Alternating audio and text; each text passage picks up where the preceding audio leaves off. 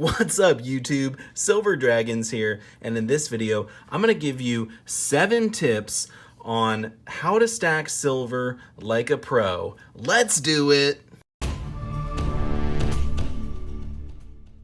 Thank you so much for watching my video. I sincerely appreciate it. If you're new here to my channel, definitely consider subscribing for more silver-related content like this. But in this video here, we're talking about how to stack silver like a pro. I'm going to give you 7 tips here. So these are not amateur stacking tips. These are for pro stackers. Okay, so tip number 1 is stack with a purpose. Find your stacking purpose. Why are you stacking silver? This is one of the most important things you can do and you need to do when you're stacking silver. It defines what you're going to buy, how much you're going to buy, etc. Are you ever going to sell? Just literally, what is your purpose? So my purpose for my silver stack is a savings account. I want to be able to save money over the long term, and I want to not have my money in just my bank in the savings account, because as we know with inflation, you're actually losing money every year. So rather than doing that, I'm putting my money in silver, in precious metals. So that's the purpose of mine. It's a hedge against inflation and it's savings. But you need to figure out, what is the purpose of your silver stack? Are you buying for SHTF? The end of the world, currency collapse? Are you just wanting to save money? Is it a hedge against inflation? All these things you need to think about, and that's probably the most important thing you need to do before you start stacking or when you're just getting started stacking. So stack with a purpose, absolutely. That's going to drive your whole stack. Okay, what's tip number 2? This is a massive one. So for number 2, it's form a good relationship with your local coin shop. I cannot stress this enough. If you have a local coin shop in your area, which is either a coin dealer or a bullion dealer, silver and gold, you need to get to know the owner and be friends with them, because there's so many doors that open up when you're actually friends with the people you're buying from. One door would be if you ever want to sell to them, they might give you a better deal than if they don't know you or they don't like you. Another good thing is that if you know them and you're friends with them, if you have a good relationship, they'll probably give you deals when you're buying as well. I've got tons of deals from my local coin shops that I go to. There's 2 main ones that I go to, and both of them know me very well. I know their first names when I walk in the door, and I can barter with them, and they give me better prices. So I can get my cost average down lower when I'm buying my physical silver, because I have a good relationship with my local coin shop. So I can't stress that enough. When you're stacking silver, absolutely, if you have a coin shop in your area, get to know them. Also figure out what they like to buy and what they like to sell, because if you're ever going to be selling back to them in the future, you should probably have products that they're going to want to buy. So that's another good thing. Also, they might be even able to hold things for you if stuff comes in the door and they know you like it or you want it. One good example would be, let's say you're really into junk silver. This can fly off the shelves very fast. And so if they know you like it, maybe they'll even, when people sell it to them, they'll hold it for you till you come in next, or they'll even call you and say, hey, I just got some more junk silver in. Did you want to buy it at spot or whatever? And that's one good benefit as well. So that was tip number 2. Absolutely a must for all pro stackers. Okay, what's tip number 3? Tip number 3 is to diversify your stack. And there's so many reasons why you should have a diverse stack, not just all one thing. Some of the main reasons are, first off, a lot of us probably know, back in the day, the US government actually confiscated lots of gold. Well, they didn't confiscate it, but they made you turn it in and they gave you cash equivalent for it. Will they ever do that in the future? Will they do that with gold? Will they do that with silver? If they did do it, would they do it with American silver eagles, American gold eagles, junk silver, bullion? I don't know. I mean, it would probably have to be something backed by the government, right? So if you live here in the United States of America, you got to diversify. You can't just have one thing. Like, my favorite thing to stack is American silver eagles. I'm stacking these as hard as I possibly can. That's the base of my stack, but this isn't the only thing I stack. I don't have all my eggs in one basket. And also, if you have a diverse stack, then you can do different things with it when it comes to selling. etc. So you could just sell part of your stack. You wouldn't have to sell all of it. You also might get better prices for selling certain parts of your stack at different times. Like junk silver might be a better thing to sell if you just want to sell a little bit at a time. You know, each dime is only worth like $1 and a little bit more than that right now. Probably $1.08, I think, is the spot price right now for a dime. So, you know, that as opposed to 10-ounce silver bars. If you stack the 10-ounce silver bars, you know, these are going to be much more expensive, especially if the spot price of silver goes up. So lots of reasons to have a diverse stack. I would encourage you pick at least 3 different types of silver bullion and do those, but you can obviously have one as your main stack. Like I said, for me, it's the Eagles. And then also when it comes to diversifying, it's important to diversify into gold. I've just started purchasing gold myself. So I got my 1/10 ounce American Gold Eagle here, and I want to be getting some more gold. It's just the price of gold right now is really high. I mean, as I'm filming this, it's over $1,400, and the gold to silver ratio is almost 93 ounces of silver to 1 ounce of gold. So, you know, those are topics for another video, but I just wanted to really make sure that you understand it's important to have a diverse stack. Absolutely. So that's tip number 3. Tip number 4 is to keep track of your purchases. Now, I'm actually really bad at this.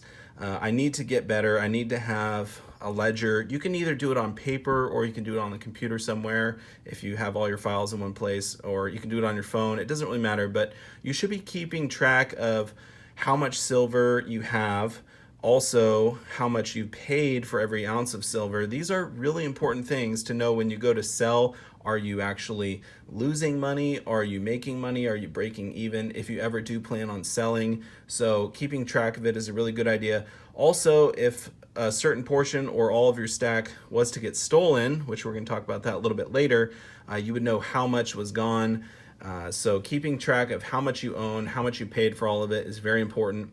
I know personally I've never bought silver when the spot price was over $17.50, and I've never bought it under $13.80. So I know the range that I've been buying in, but I haven't kept track of every ounce. So that's something I can work on myself. But pro stackers absolutely are keeping track of their stacks, so that's something you should definitely consider and do. Okay, tip number 5 is to spread out your purchases. You don't want to purchase everything for your whole stack in one day. You want to actually spread it out over time. You can spread it out over a few weeks, months, years, decades.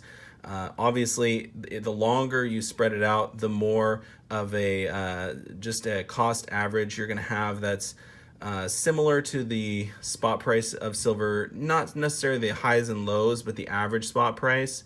And so when you have a cost average plan, it doesn't necessarily matter if the price spikes up or down. You'll have the average that you have at the end of the day. And so this is something really important to think about. Also, if you don't buy all at once, you're sort of guaranteeing that you're never going to buy at the absolute peak or the absolute low. So you're kind of not as risky. And I think when you're putting your money into precious metals, you're not really taking a massive risk. I mean, these are considered the safe haven assets. So you're probably not a super risky person in general. But, you know, trying to buy when the price is the absolute lowest, we don't know what the lowest is going to be. I mean, it couldn't obviously go below like probably $10 an ounce, I think would be the absolute rock bottom. Right now it's in the $15 range. So it's on the low side, but I wouldn't recommend just absolutely backing up the truck with every cent now. Certainly buy over a period of time. So that's a pro tip. And I'm buying over a period of time. I've bought over several years now, and I'm going to continue to buy. So anyway, that was tip number 5. Tip number 6, this one certainly goes in line with that, but can't be stressed enough, and that is don't stack too fast. You don't want to get into trouble where you actually have to end up selling your silver. So when you're buying silver or gold bullion, you need to make sure that you have another savings account with fiat currency in it for any emergencies. Obviously, you could use your gold or your silver as a sort of emergency fund, but that's not the point of it. You're not stacking this to have to sell it right away in the near future. You're stacking this for the long term, for the long haul. So you don't want to have to take a loss on it. And if you buy and sell it right away, you're going to take a loss on it. So you want to make sure you have other money that you can use in case of emergencies. You need to have fiat currency cash on hand when you're stacking silver so that you never have to sell this at a loss, because that's something you really don't want to do. So I can't stress it enough. Don't stack too fast. Don't go into debt stacking. Don't buy on a credit card that you can't pay off right away. These are just things you really should not be doing. I mean, the world's probably not going to end tomorrow. You have time to buy. So, just don't go crazy and spend all your money and then have to sell it, because if you do have to sell it, you're going to lose money, especially if you just bought it. There's just no way around it. Unless you got super lucky with a crazy flip or something, you're probably going to lose money. So don't stack too fast. That's one thing that people do when they start stacking. They just want to buy, but take your time. Make sure you have extra money. Okay, tip number 7. This is probably one of the most important. Number 7 is keep it secret, keep it safe. Okay, some people might know I'm actually quoting Lord of the Rings here. Keep it secret, keep it safe. But absolutely, you need to be keeping it secret, keep it safe. You don't want to be telling tons of people that you have gold and silver at your house, especially physical gold and silver, because that puts a target on your back. This is real money. People are out there and they steal things, even from people that they know or people that they like. So when you have lots of physical silver in your possession, you need to keep it secret and then also keep it safe. So if anyone were to come into your house with the intent to steal things, if you're not home or if you are there, you need to have this stored in a big safe, preferably hidden, that they can't get into. But also, it is possible that they could put a gun to your head and they say, open your safe. So if you have multiple safes, hidden safes, these are all things that are very important to think about. I personally have multiple safes, hidden safes. I don't store all of my stack in one area. You break up the area, and you don't even have to store it at your house. You could store it at someone else's house that you trust, but obviously they would know about your stack. And then there's obviously the option of storing it at the bank or in a vault somewhere, or you can just bury it and hide it. I mean, there's so many different ways to keep it safe and secret. I personally like to keep mine here close where I can get to it if I never need access to it. Also, I like to make movies with mine. And I think online, as long as you remain anonymous, you can still talk about your stack. You can talk about your purchases and whatnot. But as long as you don't, let people know who you are, your address, etc., you're still keeping it secret from who you are, right? I mean, people don't know who you are online. There's ways to figure those things out. But as long as you're very careful, I think it's okay to talk about it online. And I think that's actually really fun and cool too, because you can't really talk about this stuff to your family or your friends. So it's nice to have people to talk to about it, to share your purchases and just have fun with it as well. So anyway, those were my 7 pro tips for pro stackers.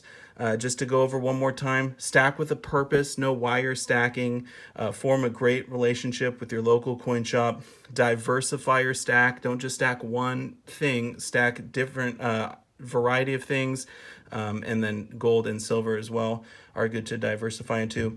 Keep track of your purchases, spread out your purchases, don't stack too fast, and keep it secret, keep it safe.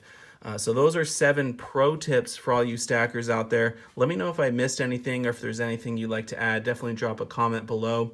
Don't forget to hit that thumbs up. That really helps me out here on my channel. I appreciate that. And also don't forget to subscribe if you're new. There is a little button right in the middle here with my logo you can click on to subscribe. I do want to say thank you so much for watching my video. I sincerely appreciate every single one of you, and I'll see you all in the next one. Silver Dragons out.